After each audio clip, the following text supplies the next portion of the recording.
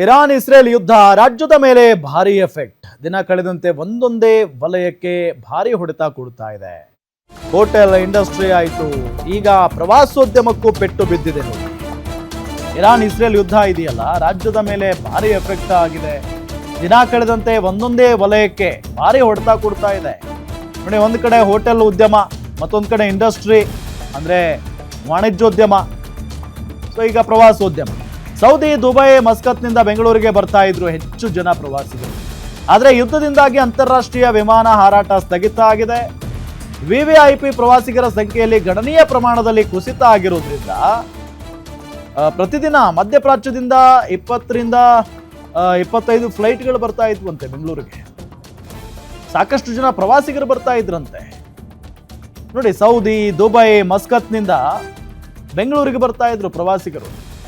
ಆದರೆ ಯುದ್ಧದಿಂದಾಗಿ ಈಗ ಅಂತಾರಾಷ್ಟ್ರೀಯ ವಿಮಾನ ಹಾರಾಟ ಸ್ಥಗಿತ ಆಗಿದೆ. ಇದರಿಂದ ಗಣನೀಯ ಪ್ರಮಾಣದಲ್ಲಿ ವಿವಿಐಪಿ ಪ್ರವಾಸಿಗರ ಸಂಖ್ಯೆ ಕಡಿಮೆ ಆಗಿದೆ.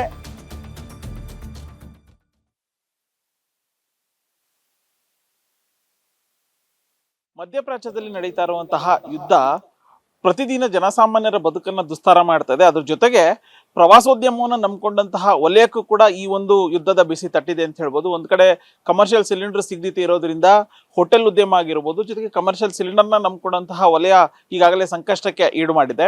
ಮತ್ತೊಂದು ಕಡೆ ಯುದ್ಧ ನಡೀತಾ ಇರೋ ಹಿನ್ನೆಲೆಯಲ್ಲಿ ಬೇರೆ ಬೇರೆ ದೇಶಗಳಿಂದ ಅಂದ್ರೆ ಪ್ರಮುಖವಾಗಿ ಇರಾನು, ಇಸ್ರೇಲು, ಸೌದಿ, ದುಬೈ ಈ ಒಂದು ಭಾಗದಿಂದ ಬರ್ತಾ ಇರುವಂತಹ ವಿಮಾನಗಳ ಹಾರಾಟವನ್ನು ಕೂಡ ಸ್ಥಗಿತಗೊಂಡಿದೆ. ಸೊ ಹೀಗಾಗಿ ಆ ಒಂದು ಭಾಗದಿಂದ ಬರ್ತಾ ಇರುವಂತಹ ವಿವಿಐಪಿಗಳನ್ನ ಕರೆದುಕೊಂಡು ಹೋಗ್ಲಿಕ್ಕೆ ಇದ್ದಂತಹ ವಾಹನಗಳು ಕೂಡ ಈಗ ನಿಂತಿರುವಂಥದ್ದು ನಾನು ನಿಮಗೆ ದೃಶ್ಯದಲ್ಲಿ ಕೂಡ ತೋರಿಸ್ತಾ ಹೋಗ್ತಾ ಇದ್ದೀನಿ. ಕಳೆದ 20 ದಿನಗಳಿಂದಲೂ ಕೂಡ ಇದೇ ಒಂದು ಪರಿಸ್ಥಿತಿ ನಿರ್ಮಾಣ ಆಗಿದೆ. ಯಾಕೆಂದ್ರೆ ಈಗ ವಿಐಪಿಗಳು ದುಬೈ, ಮಸ್ಕತ್ ಆಗಿರ್ಬೋದು, ಸೌದಿ ಆಗಿರ್ಬೋದು, ಈ ಒಂದು ಭಾಗದಿಂದ ಬರುವಂತಹ ವಿವಿಐಪಿಗಳಿಗೆ ಸಣ್ಣ ಪುಟ್ಟ ಕಾರ್ಗಳಾಗೋದಿಲ್ಲ, ಹೈ ಎಂಡ್ ಕಾರ್ಗಳು, ಆ ಒಂದು ಕಾರ್ನಲ್ಲೇ ಅವರು ಟ್ರಾವೆಲ್ ಅನ್ನ ಮಾಡ್ತಾರೆ. ಸೊ ಅಂತಹ ಕಸ್ಟಮರ್ಗಾಗಿರ್ಬೋದು, ಅಂತಹ ಪ್ರವಾಸಿಗರಿಗೆ ಅಂತಾನೆ ಹೈ ಎಂಡ್ ಕಾರ್ಗಳನ್ನ ಖರೀದಿ ಮಾಡದಂತವ್ರು ಇದೀಗ ಸಂಕಷ್ಟಕ್ಕೆ ಈಡಾಗಿದೆ. ಯಾಕೆಂತಂದ್ರೆ ಯುದ್ಧ ನಡೀತಾ ಇದೆ. ಯುದ್ಧ ನಡೀತಾ ಇರೋ ಹಿನ್ನೆಲೆಯಲ್ಲಿ ಈಗಾಗಲೇ ಆ ಭಾಗದಿಂದ ಇರುವಂತಹ ವಿಮಾನಗಳ ಹಾರಾಟ ಕೂಡ ಸಂಪೂರ್ಣವಾಗಿ ಸ್ಥಗಿತಗೊಂಡಿದೆ. 20 ದಿನಗಳಿಂದ 70 ರಿಂದ 80ರಷ್ಟು ಬಿಸ್ನೆಸ್ ಬಿದ್ದಿದೆ ಅನ್ನುವಂತಹ ಒಂದು ಮಾಹಿತಿ ಒಂದ್ ಕಡೆ ಆದ್ರೆ, ಮತ್ತೊಂದು ಕಡೆಗಳಲ್ಲಿ ಪ್ರತಿ ದಿವಸ ಅತಿ ಹೆಚ್ಚಿನ ಸಂಖ್ಯೆಯಲ್ಲಿ ಪ್ರವಾಸಿಗರು ಬೆಂಗಳೂರು ಅಂತಾರಾಷ್ಟ್ರೀಯ ವಿಮಾನ ನಿಲ್ದಾಣಕ್ಕೆ ಬರ್ತಿದ್ದಾರೆ. ಸೊ ಆ ಒಂದು ಯುದ್ಧದ ಹಿನ್ನೆಲೆಯಲ್ಲಿ ಈಗ ಅದು ಕೂಡ ಸಂಪೂರ್ಣವಾಗಿ ನಿಂತಿದೆ ಅನ್ನುವಂತಹ ಒಂದು ಬೇಸರ ಸಾರ್ವಜನಿಕ ವಲಯದಿಂದ ಕೇಳಿ ಬರ್ತಾ ಇದೆ. ಸೊ ನಮ್ಮ ಜೊತೆಗೆ ಕಾವೇರಿ ಕಾರ್ಸ್ನ ಓನರ್ ಜೊತೆಗೆ ಪ್ರವಾಸೋದ್ಯಮ ಇಲಾಖೆಗೆ ಸಂಬಂಧಪಟ್ಟಂತಹ ತಜ್ಞರಾಗಿರುವಂತಹ ರಾಧಾಕೃಷ್ಣ ಹೊಳ್ಳ ಇದ್ದಾರೆ, ಅವ್ರನ್ನ ಮಾತಾಡ್ಸೋಣ. ಸರ್, ಈಗ ಯುದ್ಧ ಪ್ರವಾಸೋದ್ಯಮ ಇಲಾಖೆಗೆ ಎಷ್ಟು ಮಟ್ಟಿಗೆ ಎಫೆಕ್ಟ್ ಆಗಿದೆ ಅಂತ ಸರ್? ನೋಡಿ, ಪ್ರವಾಸಿಗಳು ಬರೋದ್ರಲ್ಲಿ ಕೂಡ ಒಂದು ಲಕ್ಸುರಿ ಬಿಸ್ನೆಸ್ ಕ್ಲಾಸ್ ಟ್ರಾವೆಲರ್ಗಳು ಬರ್ತಾರೆ. ಅಂತ ಟ್ರಾವೆಲರ್ಗಳು ಬರ್ಬೇಕಂದ್ರೆ ಅವರಿಗೆ ಸುರಕ್ಷತೆಯ ದೃಷ್ಟಿಯಿಂದ ಮೊದಲು ಸುರಕ್ಷತೆ ನೋಡ್ತಾರೆ, ಶಾಂತಿಯನ್ನು ನೋಡ್ತಾರೆ. ನಮ್ಮ ಏನು ಅರೇಬಿಯನ್ ಕೊಲ್ಲಿಯಲ್ಲಿ ಏನು ನಡೀತಾ ಇದೆ, ಮಧ್ಯಪ್ರಾಚ್ಯ ರಾಷ್ಟ್ರಗಳಲ್ಲಿ ನಡೆಯುವಂಥ ಒಂದು ಯುದ್ಧದ ಕಾರ್ಮೋಡ ಇದೆ. ಇದರಿಂದ ಆಗ್ಬಿಟ್ಟು ಅಂತಾರಾಷ್ಟ್ರೀಯ ವಿಮಾನಗಳ ಪ್ರಯಾಣ ಟೋಟಲಿ ನಿಂತೋಗಿದೆ. ನಮ್ಮ ಕರ್ನಾಟಕದಲ್ಲಿ 2 ಏರ್ಪೋರ್ಟ್, ಒಂದು ಮಂಗಳೂರು ಏರ್ಪೋರ್ಟಲ್ಲಿ ಸಾಧಾರಣ ದಿವಸಕ್ಕೆ 6 ರಿಂದ 7 ಫ್ಲೈಟ್ಗಳು ಅರಬ್ ರಾಷ್ಟ್ರಗಳಿಂದ ಬರ್ತದೆ. ಬೆಂಗಳೂರಿಗೆ 22 ರಿಂದ 24 ಫ್ಲೈಟ್ಗಳು ಅರಬ್ ರಾಷ್ಟ್ರಗಳಿಂದ ಬರುತ್ತೆ. ಇದು ಎಲ್ಲ ಫ್ಲೈಟ್ಗಳು ಕೂಡ ನಿಗದಿತವಾಗಿ ಬರ್ತಾ ಇಲ್ಲ. ಒಂದೊಂದು ಸರ್ತಿ ಬರುತ್ತೆ, ಒಂದೊಂದು ಸರ್ತಿ ಬರಲ್ಲ. ಸಮ್ ಟೈಮ್ ಎಮರ್ಜೆನ್ಸಿ ಫ್ಲೈಟ್ಗಳು ಬಂದರೆ ಕೂಡ 40% 50% ಪ್ಯಾಸೆಂಜರ್ಗಳು ಇರ್ತಾರೆ. ಇದರಿಂದ ಆಗ್ಬಿಟ್ಟು ವಿವಿಐಪಿಗಳಾಗಲಿ ಬಿಸ್ನೆಸ್ ಕ್ಲಾಸ್ ಟ್ರಾವೆಲರ್ಗಳು ಟ್ರಾವೆಲ್ ಮಾಡ್ತಾ ಇಲ್ಲ.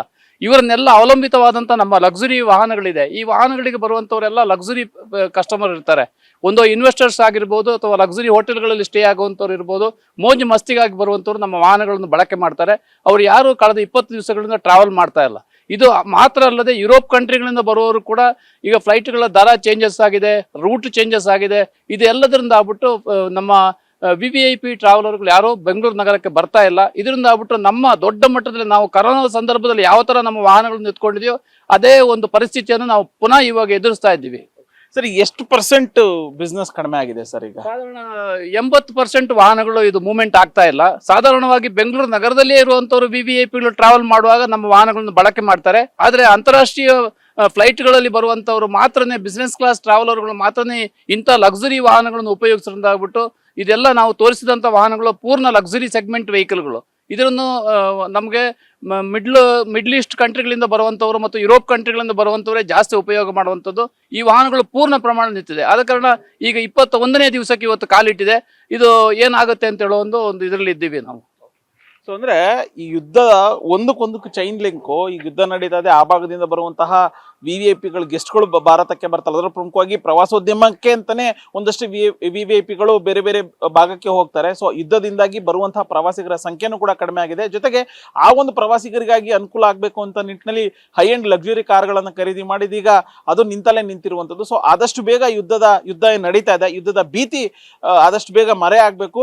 ಈ ಮುಂಚೆ ಯಾವ ರೀತಿಯಾಗಿ ಪ್ರವಾಸೋದ್ಯಮ ಚಟುವಟಿಕೆಗಳು ನಡೀತಾ ಇತ್ತು, ಆ ಒಂದು ಮಾದರಿ ಚಟುವಟಿಕೆಗಳು ಆದಷ್ಟು ಬೇಗ ಆರಂಭ ಆಗ್ಬೇಕು ಅನ್ನುವಂತಹ ಒಂದು ಮನವಿ ಸಾರ್ವಜನಿಕ ವಲಯದಿಂದ ಕೇಳಿಬರ್ತಿದೆ. ಕ್ಯಾಮ್ರಾ ಪರ್ಸನ್ ಯುವರಾಜ್ ಜೊತೆ ಉಲ್ಲಾಸ್ ಕಿರವಾಸೆ, ಗ್ಯಾರಂಟಿ ನ್ಯೂಸ್, ಬೆಂಗಳೂರು.